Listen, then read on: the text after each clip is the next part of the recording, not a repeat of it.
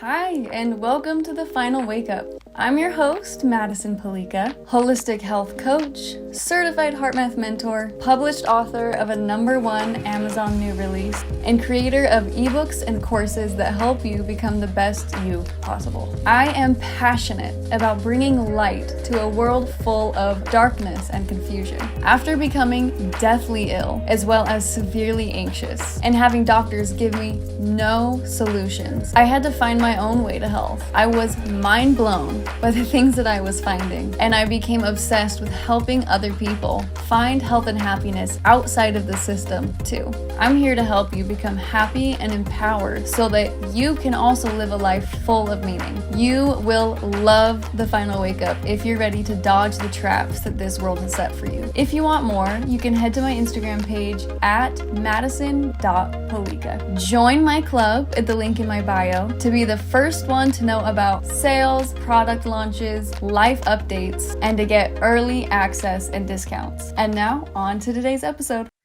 Okay, hi guys, welcome to the podcast. Today's a very special and a very important episode. If you've been following me either on Instagram or on TikTok, I have been making this series about a current Utah ritualistic abuse investigation.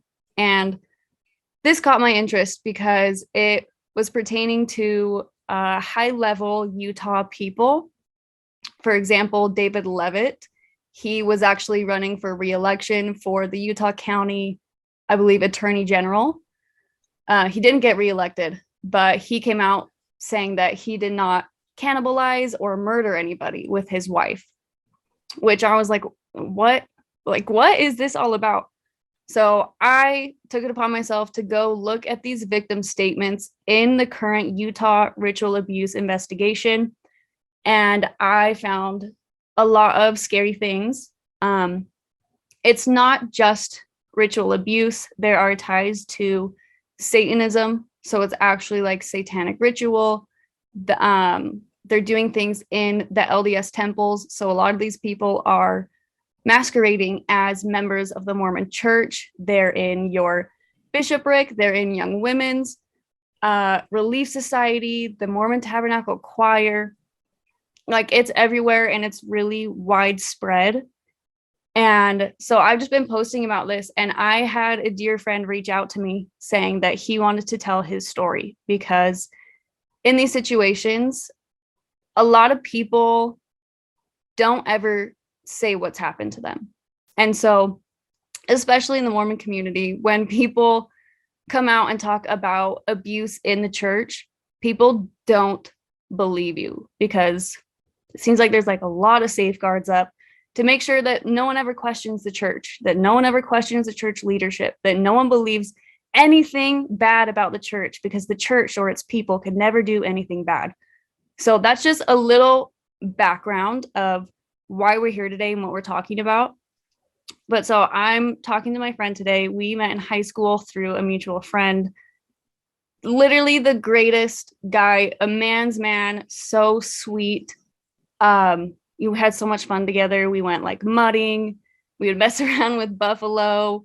We went on the hunt for skinwalkers one time, and we just had so much fun. But I was shocked to hear that he had these experiences, because, you know, I read about it, but I've never heard anyone really come out and actually tell their stories. So when I heard that he wanted to, I immediately invited him to come on the podcast, and I'm so proud of him for being here. But so I'll just let you introduce yourself, and you can go ahead and start telling your story, just whatever you feel comfortable with or feel called to share about. And then I can ask some questions, or we can talk about just like possible solutions, like what to do or what not to do in this situation. Let's do it. Thank you for having me, Maddie. First of all, this is an honor to be the first podcast guest and be on your show. But my name is Kyle, and I experienced some interesting things inside the LDS church. When I was a young boy, my mom married an individual who sexually abused my siblings and I. And long and short of it, when I went to my LDS bishop to tell him what was going on because nobody had believed me at this point. Um, I was in the process of preparing to go on a mission, and he told me that this particular individual would never do that because he knows him, and he is not a man that would ever be capable of doing something like that. I need to stop talking about this. I need to stop making up rumors to cover up the fact that I'm not going on a mission. And by the way, I didn't want to go on a mission because I wasn't worthy of their rules. I was doing things that they didn't think I should. So I was the only honest one that said, hey, this ain't for me.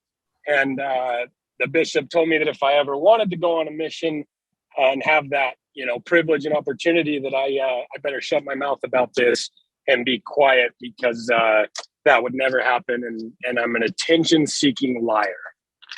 That's straight from the mouth of the bishop, who is acting as a tool directly translating from God. Those are from his words out of his mouth. Right.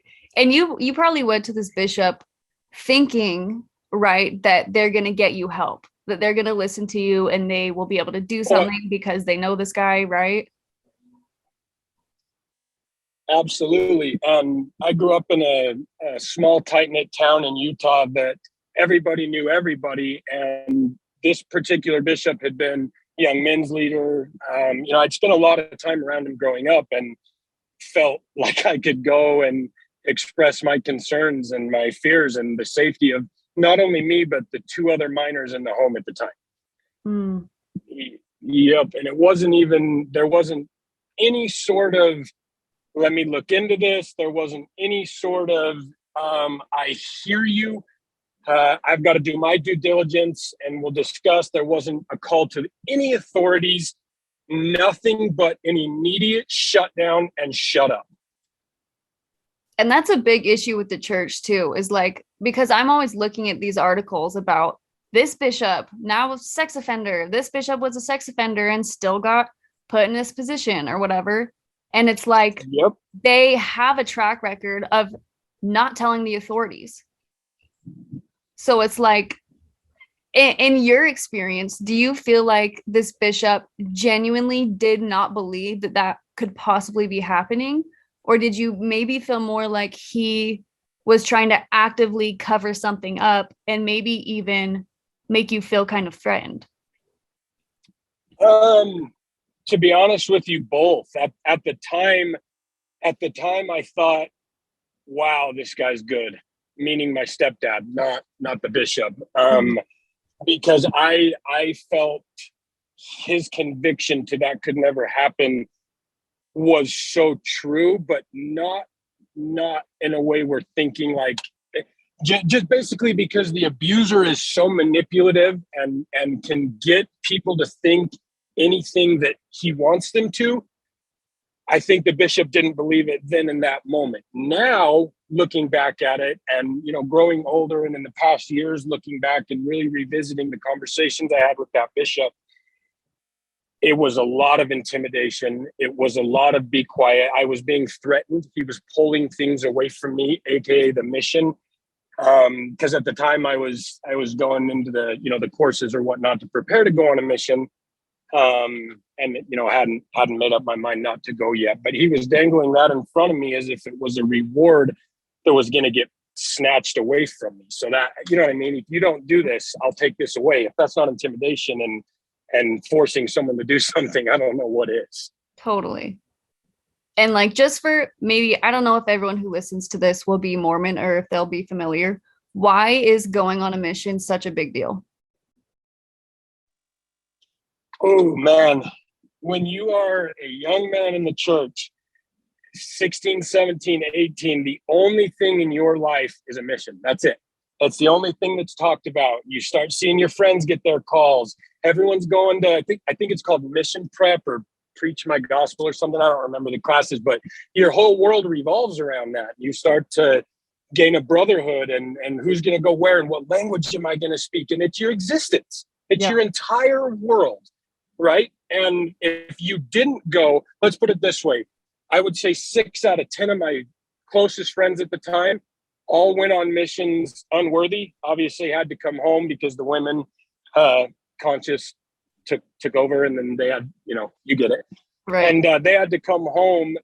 Every single one of those young men, still to this day, is applauded, and it's a very cool thing. They went on a mission, and everybody, builds them up for doing that, even though they came home early, because a night or two before they went into the MTC, they were partaking in, things you're not allowed to do before you go on a mission. And me, the only honest one of the group, not the only, there were others, but I was honest one of the group that said, look, I'm not doing the things you guys want me to do to go. I don't want to go.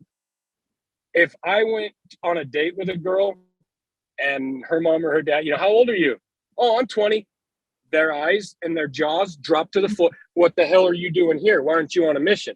Right. Instantly, I couldn't, they would advise their daughter not to hang out with me. You don't know why I didn't go on a mission. I didn't go on a mission because the man that was teaching me all the things I needed to do on a mission sexually abused me for 8 years. That's why I'm not going on a mission. Right. But, you see what I'm saying? So that for him to take something that's so important, especially at that age, and try to yank it out from under me if I didn't do what he wanted me to do, if I didn't stay quiet, stop talking about it. It's pretty crazy. And we're supposed to trust these individuals with absolutely every aspect, intimate detail, everything of our life.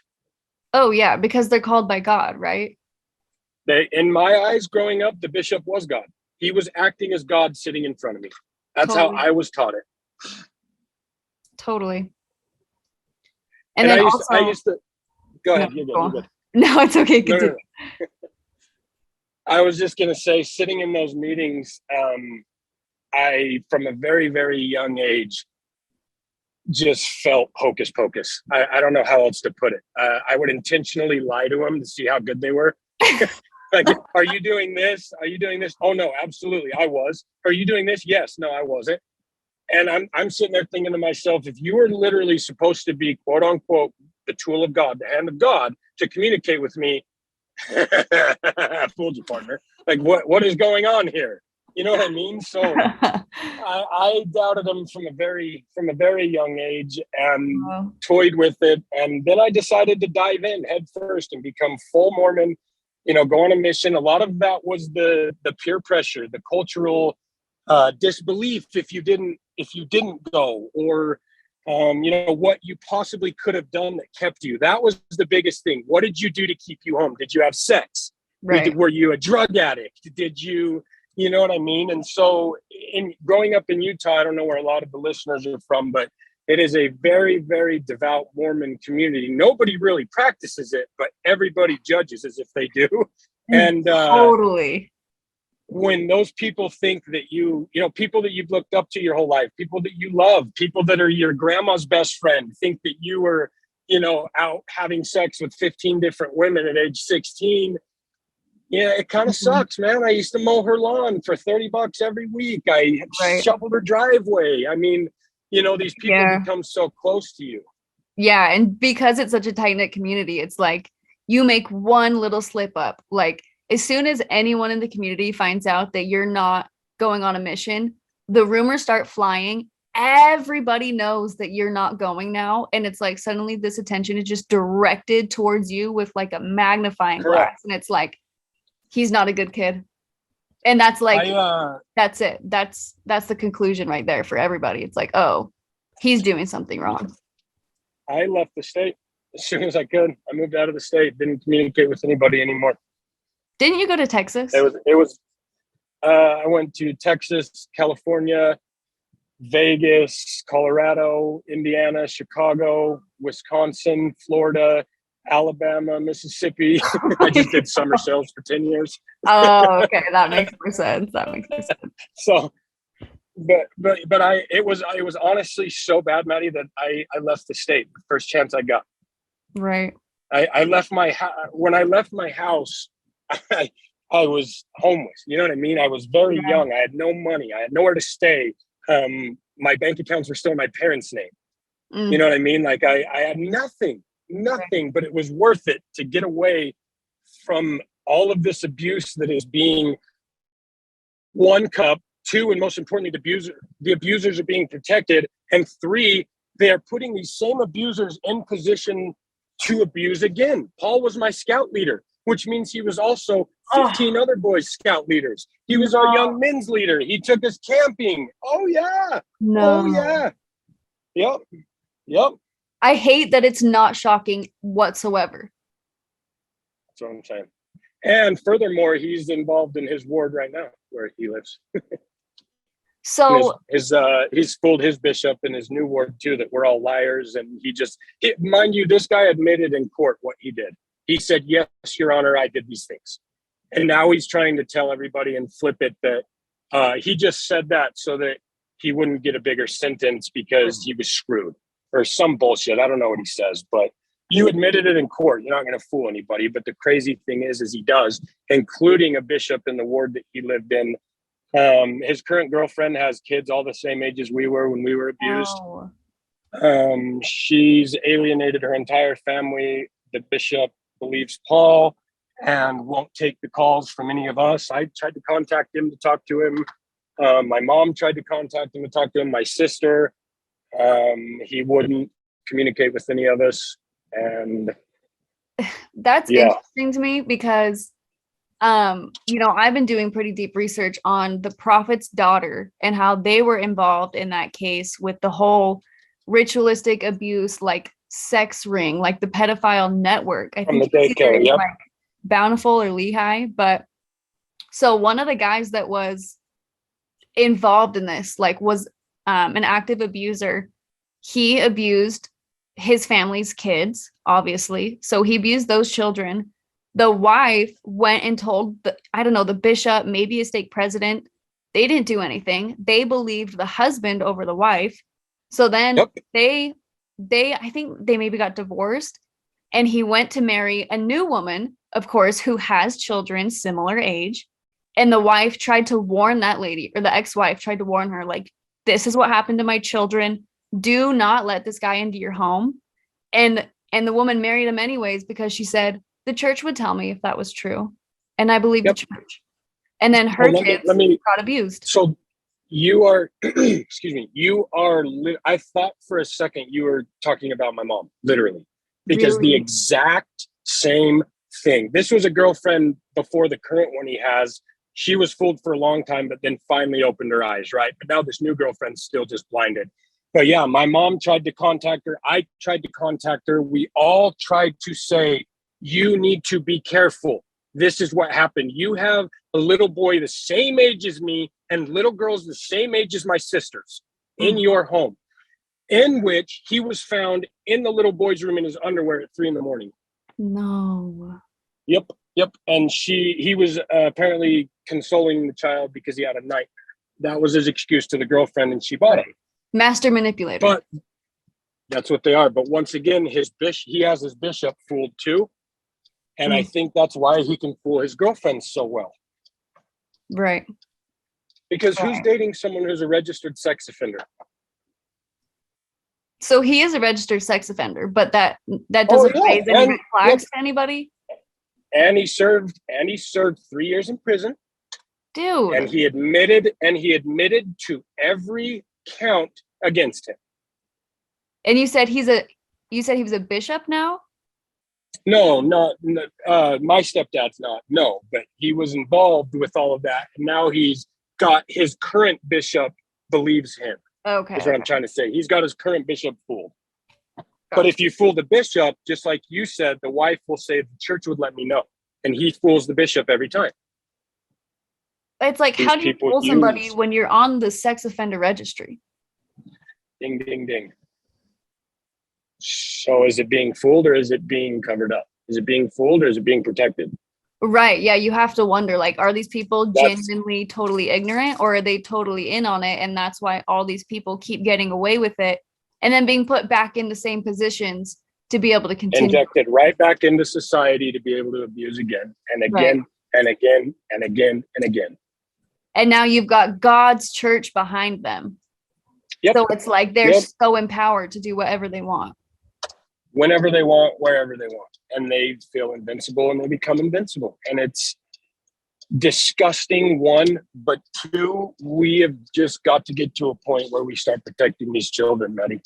Right. We have to protect these children. We have to give people the understanding that there are people out here who will listen if you are being turned away. If you try to tell your story and it gets turned down, try again. If it gets turned down again, try again. If it gets turned down, try again.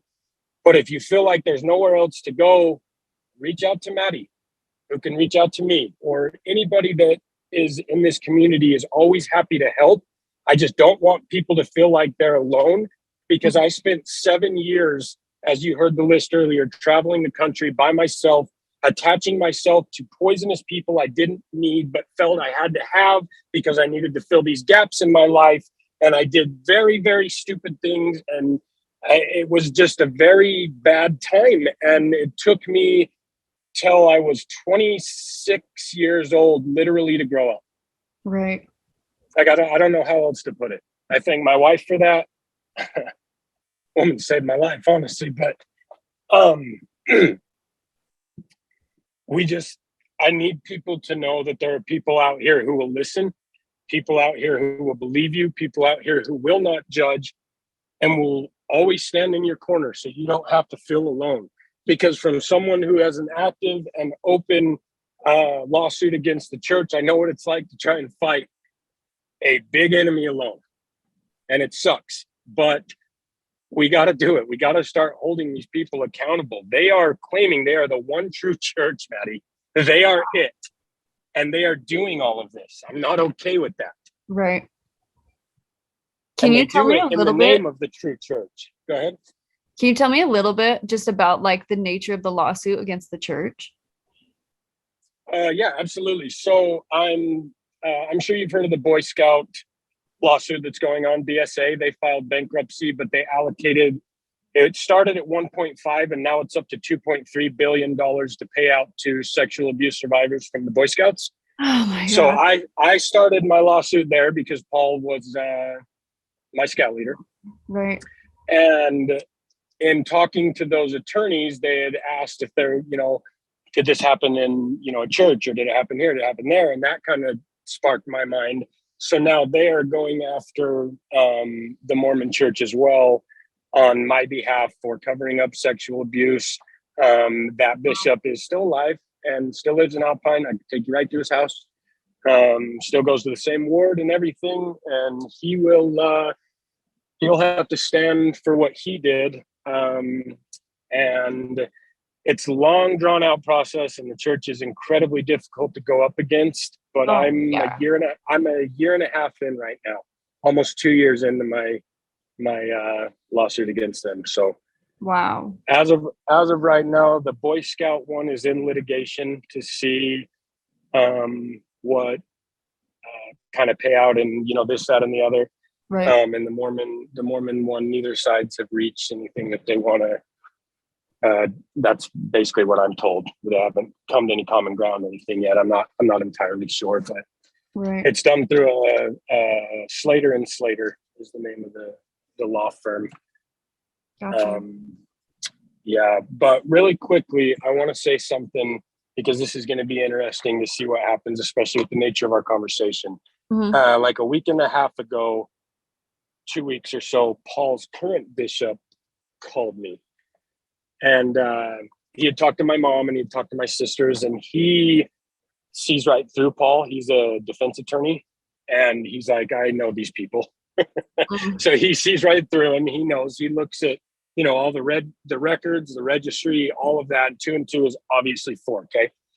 He called me and I gave a written testimony, a written letter, a written, whatever you want to call it, to the church head, or I don't know who looks at it, but the prophet, the church leaders, whatever, because this particular bishop wants to get Paul taken care of with the church for good, because he's not even excommunicated. He was just disfellowshipped. And I'm pretty sure still holds his temple recommend as well. But anyways, I know he still wears garments. So what it comes down to is my entire family wrote very detailed, very descriptive, very passionate letters to whoever it is that leads the church in this department as to why this individual needs to no longer be involved with this church. And I think it's going to be really, really interesting to see the answer, to see what the church does, because so far they've done nothing. You know what I mean? Right. I feel like they still might not do anything. Like, I feel like we'll you see. might not even get any response and it could just go totally cold. Which is exactly what I think is going to happen. But that just goes to prove our point farther. You know what I mean? Right. I mean, there's court records, there's jail time, there's an admittance of guilt. Yes, Your Honor. Yeah. Yes, Your Honor. Well, first he said, what? Excuse me? And then, yes, Your Honor. There was a hesitation. He didn't know if he wanted to say yes. You know what I mean? Totally. And that's where that is. So I just think this bishop's an attorney and he seems pretty passionate. I did not hold back on how I feel about the church and the leaders and everything. And he didn't really disagree. It was actually a very refreshing conversation, but nonetheless, we'll see what he can do. But just like you said, I have zero faith that anything will come of it. I thought I'd put it out there because then we can see, you know what I mean? It's just another piece of ammunition. Do they protect this, you know? Right. It's insane. And then in terms of solutions, well, me and Kyle, we talked before we actually recorded this, but we kind of discussed like, what can we tell these listeners, you know, to do, like what could be a solution? And both of us kind of, you know, admitted, I don't know, because no idea. It's not talked about enough. At all. If people don't believe it, things get swept under the rug. And then like, especially in cases of the church, how do you go up against hundreds of billions of dollars and the name of God, you know? And the most devout people in the world. Yep. Right. And so I am so blessed that I haven't experienced anything like this, but there are more people than you probably even realize that are currently going through this or have gone through this. It could be people in your family, it can be your friends. And the scary thing is that the abusers, these perpetrators, can be people in your church. They can be your bishop. They can be your home teachers, your neighbors, your school teachers, your soccer coaches. Like he said, that your scout leader, like they tend to be some of the most upstanding people in the community because they're master manipulators. So if someone says that they were abused by someone who is really well known in your community and they just have this great image, that image could 100% be a complete facade. And I think that it's really important to believe people.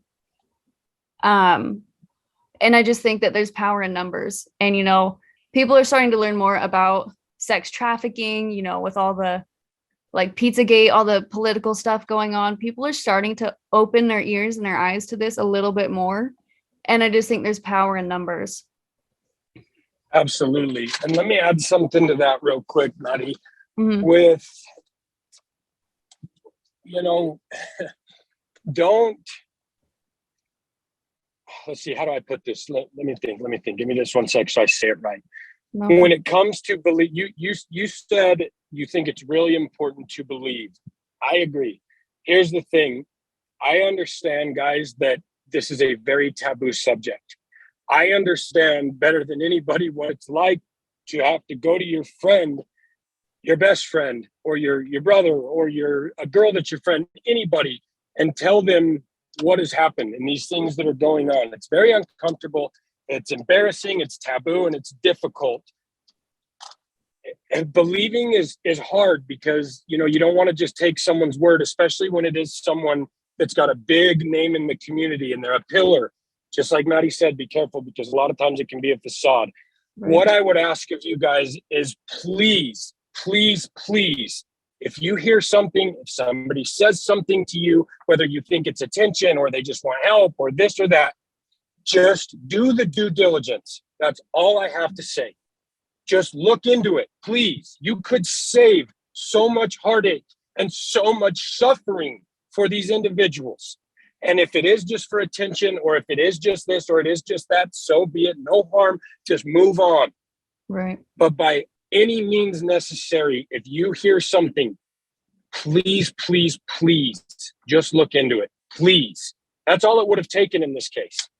If that first bishop just would have looked into this, you know what I mean? Mm-hmm. So don't discount your friends, guys. It's a hard thing to tell somebody. And if somebody does say it to you, they're not going to say it in a joking manner, I promise you. Right. Okay, well, I've pretty much got 2 minutes left. Is there any, last things you want to say? I think we should for sure do another meeting, and just be able to dive a little bit more into this. I'm sorry this was so short. But yeah, No, it's all good. I would love to do that. Let's do that. My last little take was what I just said. I figured we were getting pretty close. So I just wanted to get it out there that people, please, please, please, please don't discount your friends. Don't just chalk it up to attention or mental health or this or that. Please just look into it. Okay, awesome. Okay, well, my listeners, sorry, maybe I should have said trigger warning before this started. My bad. But thank you so much for listening. Thank you for having an open mind and an open heart. Please reach out to me if you have a story to tell, if you have questions on what to do. I'm going to keep putting that anonymous question link in my stories. So if you have a question or you want to say something and you don't want your identity revealed, you can comment to me that way. It'll be totally anonymous.